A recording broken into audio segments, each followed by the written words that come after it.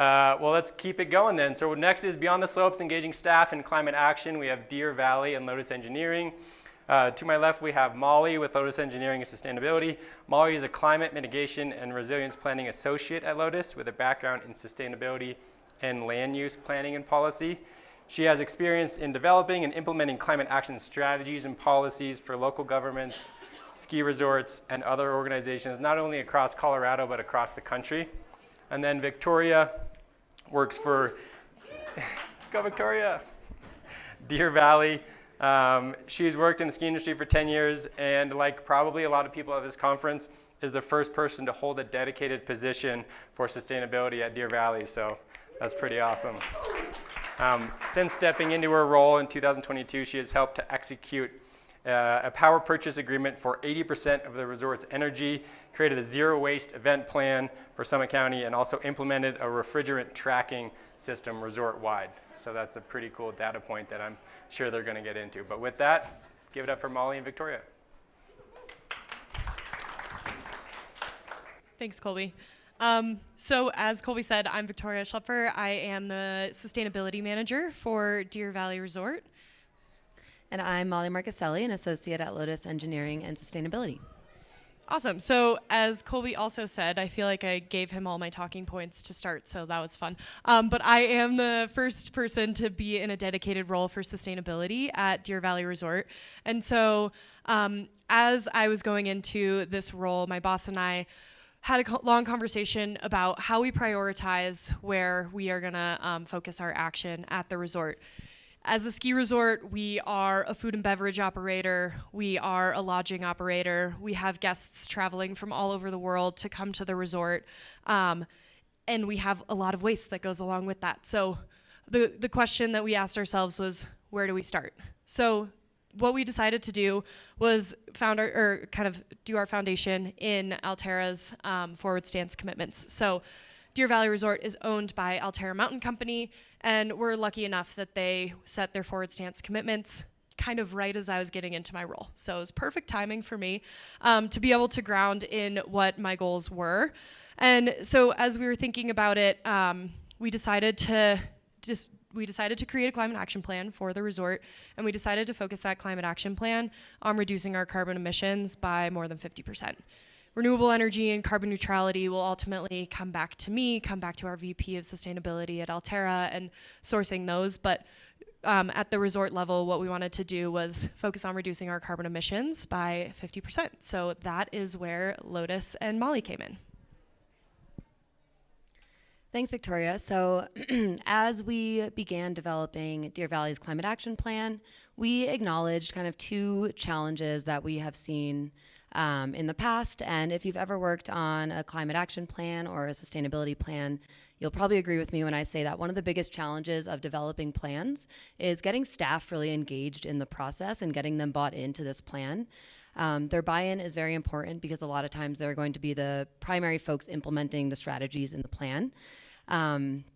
And along with that, you'll probably also agree with me that another challenge is as you're trying to get these staff engaged and bought into this planning process, you're also working with them as they try and balance, multiple competing priorities.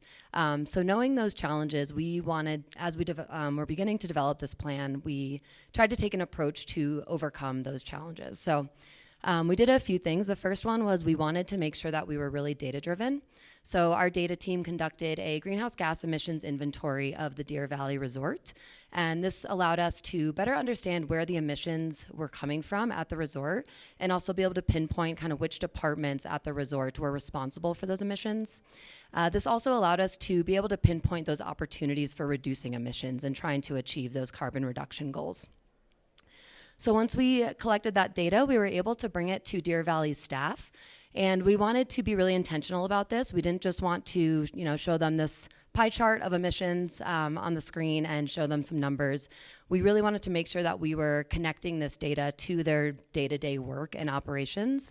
And being able to do that helps them understand not just the why of climate action planning, but the how, and really help them understand that they were going to be a part of this solution and a part of reducing emissions at Deer Valley. And we were able to work with them to find more tangible opportunities and solutions. So after collecting the data and presenting that with the staff, the next thing we did was we wanted to make sure that we were meeting these staff where they were. So we are a Colorado-based sustainability consulting firm. Deer Valley is in Utah. So we had a lot of kind of virtual meetings, which is totally fine. But we really wanted to kick off this project doing a site visit and being able to meet everyone in person. So we went to Deer Valley and we spent about 3 to 4 days there just getting a lay of the land, better understanding the unique conditions of Deer Valley. But really what we were doing there is we took every opportunity that we could to meet with as many staff as we could across all departments at Deer Valley and also across all different levels of the organization. And this really helped us just better understand their day-to-day operations. So we held listening sessions, we held focus groups, we held informational interviews, again, with staff in pretty much every single department at Deer Valley. And we were able to listen to the challenges that their departments were experiencing, what their priorities were, and also listen to their ideas.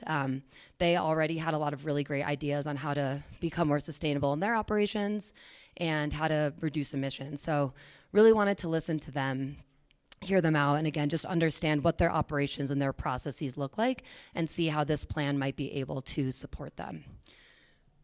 So, excuse me.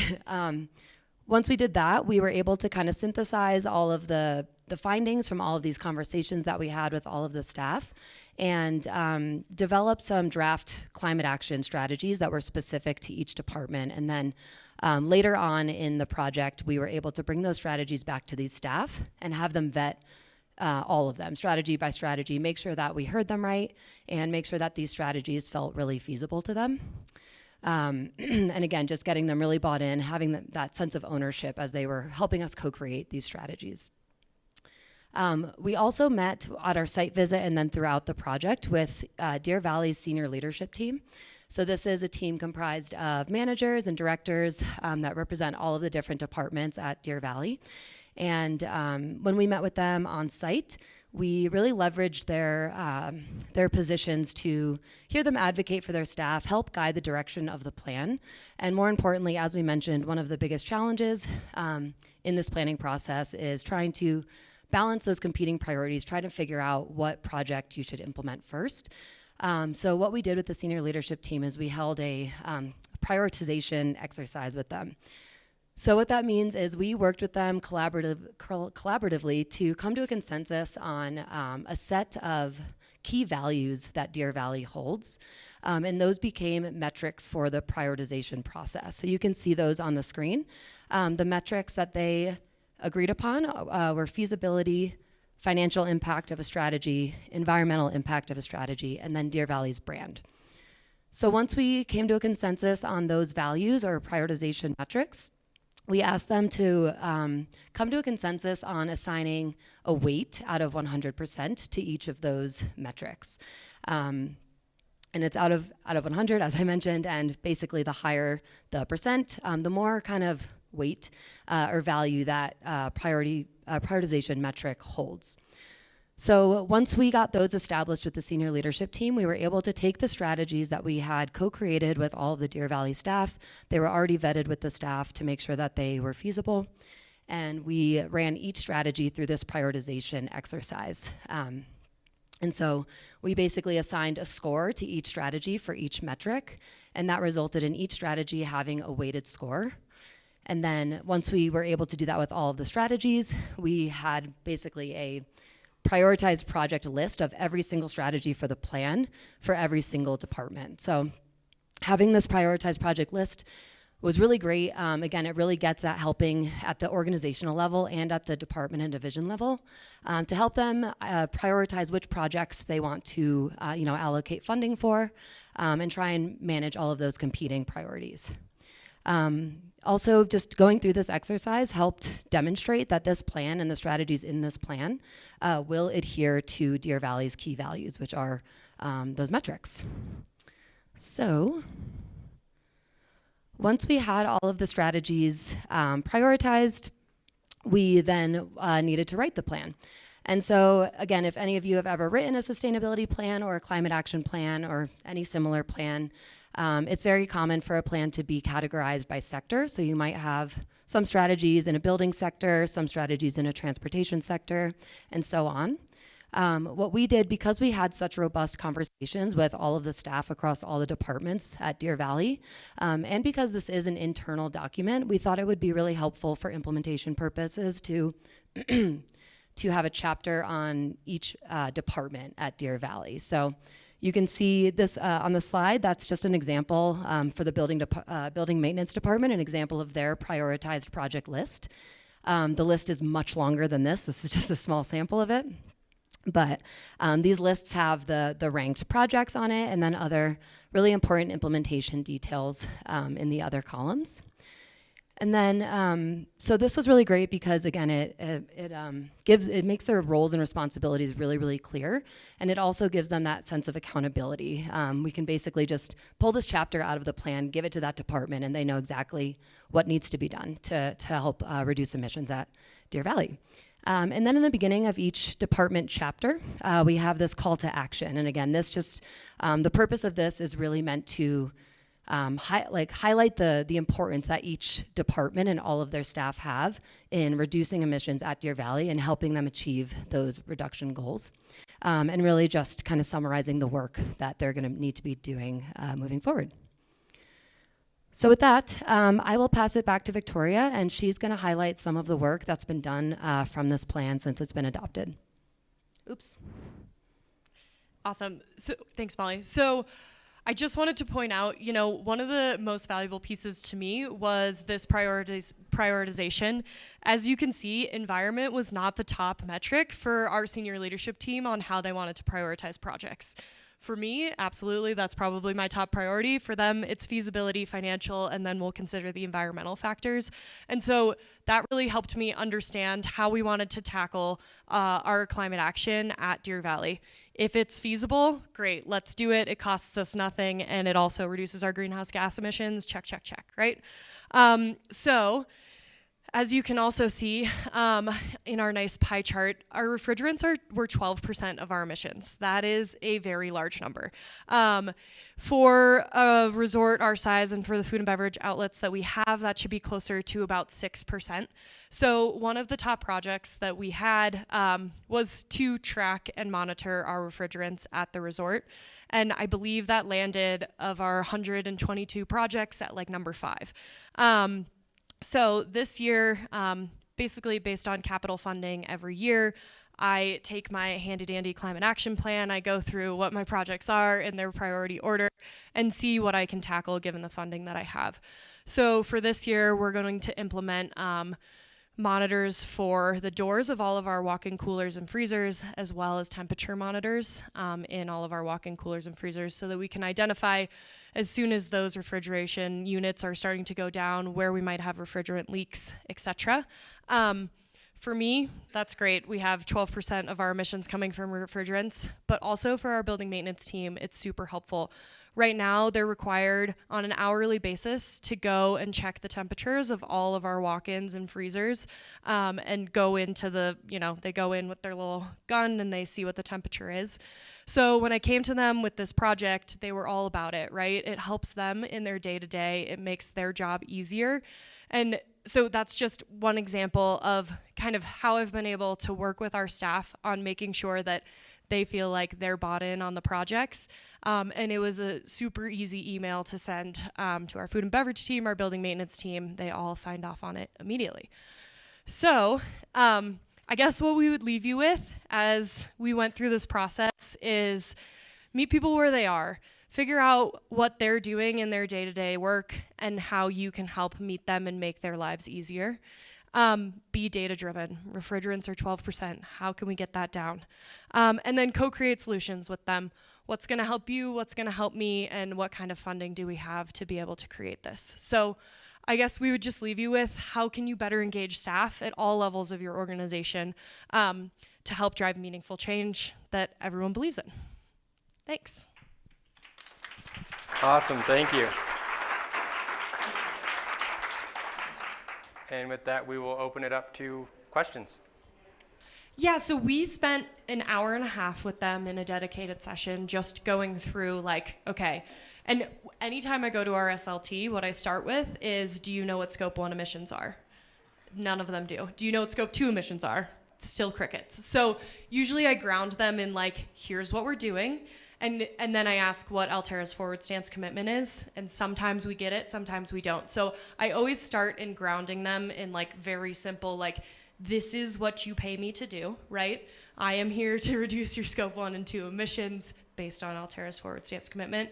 And then we talked through with them, you know, what that means, what electricity reduction means, what reducing our natural gas and diesel consumption means. So they had kind of a general high-level understanding of it, and obviously can understand it more from like their department levels too.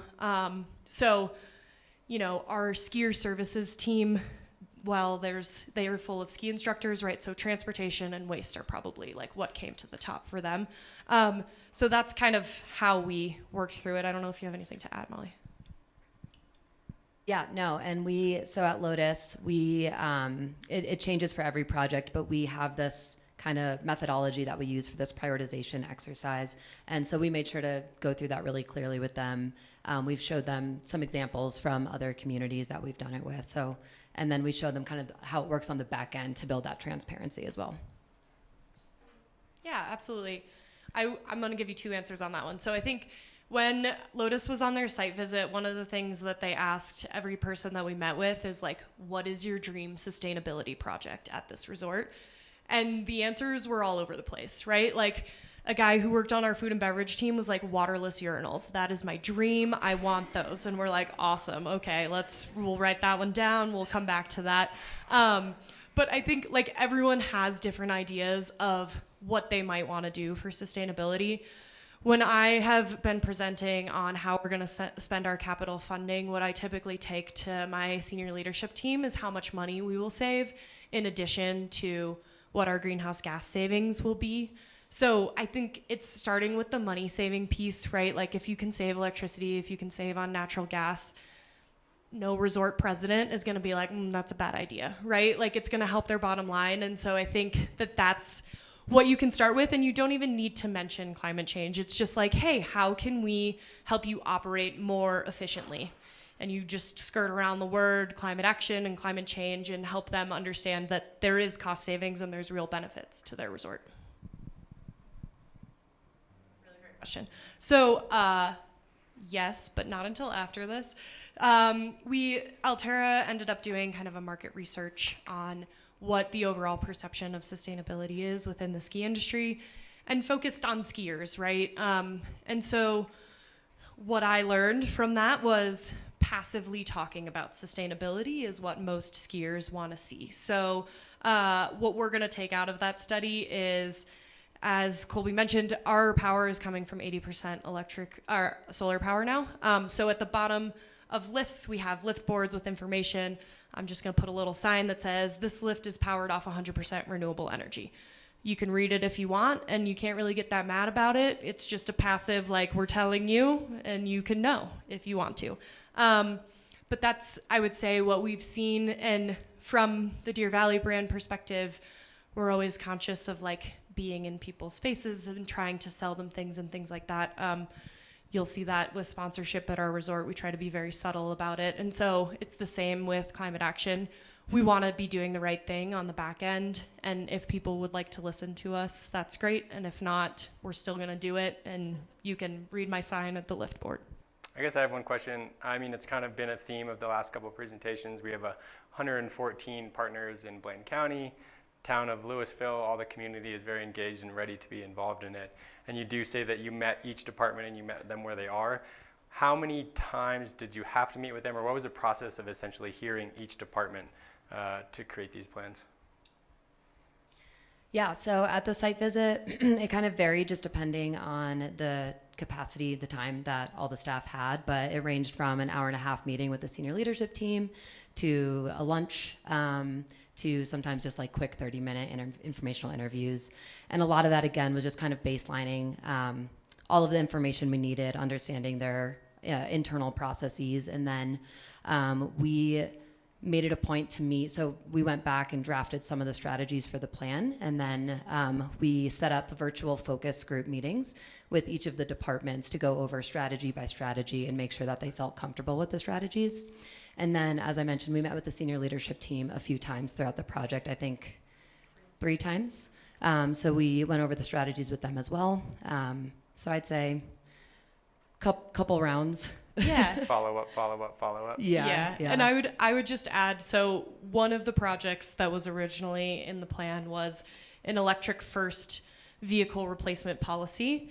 And when we went back to our fleet team, they were like, whoa, I don't think so. So we changed it to an efficiency first vehicle replacement policy to help them just feel more comfortable that we weren't saying like you must put an electric vehicle into the fleet if you don't feel like it's going to be feasible for that vehicle type.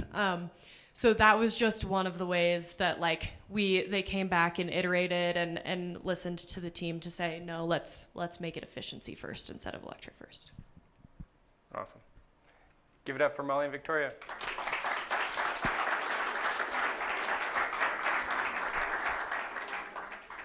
Nice work.